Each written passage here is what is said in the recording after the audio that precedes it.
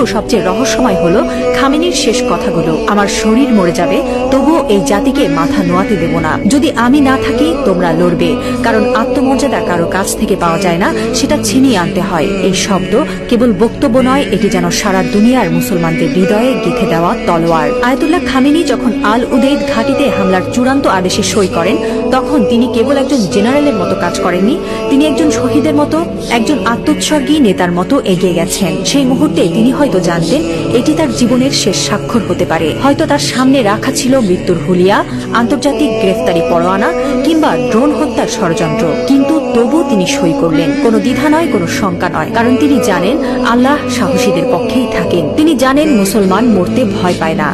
যারা আল্লাহর পক্ষে থাকেন তারা জানে মৃত্যু মানেই পরাজয় নয়, বরং আত্মত্যাগী বিজয়ের শুরু। এই একজন মানুষ এখন আর কেবল ইরানের নেতা নন, তিনি হয়ে উঠছেন সারা বিশ্বের মুসলিম উম্মার প্রতীক। একজন বিশ্বাসী, একজন অটল মুজাহিদ, একজন সাহসী পিতার মতো তিনি বলছেন, আমি থাকি বা না থাকি তোমরা লড়বে। হ্যাঁ মুসলিম উম্মাহ, তোমরা মাথা নিচু করো না। লা ইলাহা ইল্লাল্লাহ, আল্লাহ ছাড়া আর কোনো ইলাহ নেই।